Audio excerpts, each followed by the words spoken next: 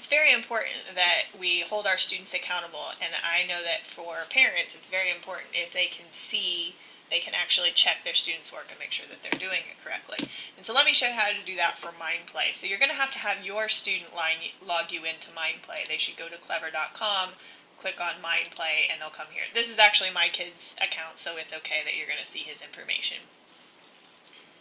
You're going to click on this, I don't know whether that's supposed to be a person or a world or what it is, but click on this, and then you will see on the left, you will see all of my current students. That's not all of the students in EPIC, it's just students that are in my class. So you will see their scores, and it's supposed to be motivating for the students to see what their scores are and for them to be able to compete against each other for prizes for this week.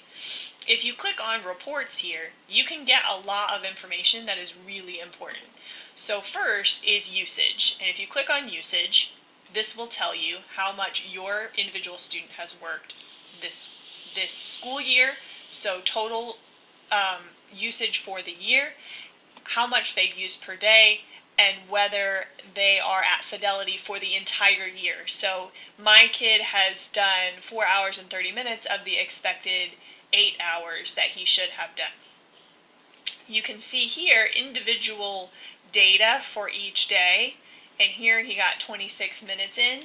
If we want to see how much he's doing in each program, you can see these are the different pieces. It's a little different for kindergarten and first grade and even second grade in what they'll have down here. Mostly they're working in phonics and phonemic awareness, but you'll see everybody else, all of these other areas, all the other students will be working in.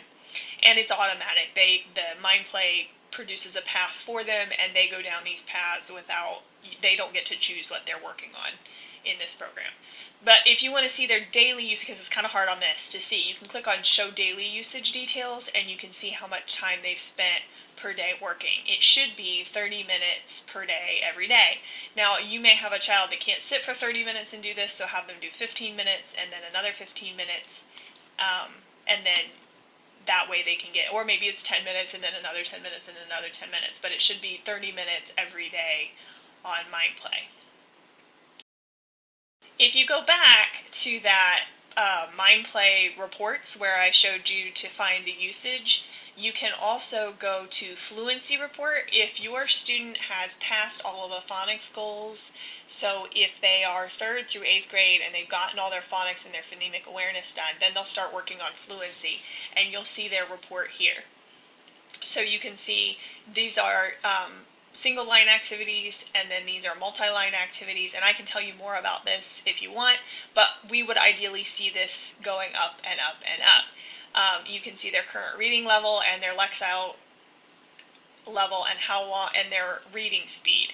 So we want their reading speed to continue to go up. It may plateau for a while because maybe Mindplay isn't giving them faster words per minute, or maybe they're just not ready for faster words per minute, but it still should have an upward progression.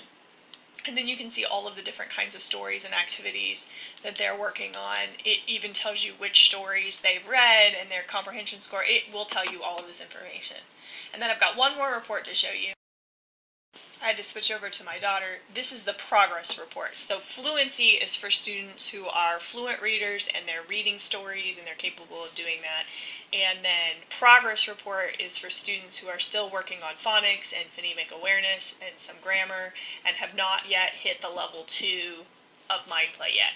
And so that's my daughter. She's in kindergarten. And so you can see they start off with a screener to see what letters they need to know, and then these are the letters that she still needed to work on, and you can see the green things are the things that they're mastering, and the yellow things are the things that they're still working on. And she has gone through, she's still at phonemic awareness level 1, but she will soon be at level 2, and then level 3, and then down here on phonics, this is actually, do they know the letter sounds, and you can see what's coming up next for them and what they're working on, and so that might be important information for you. Phonemic awareness is, can they separate out the sounds in the words? So hopefully that gives you information to better work with me and work with your child in Mindplay.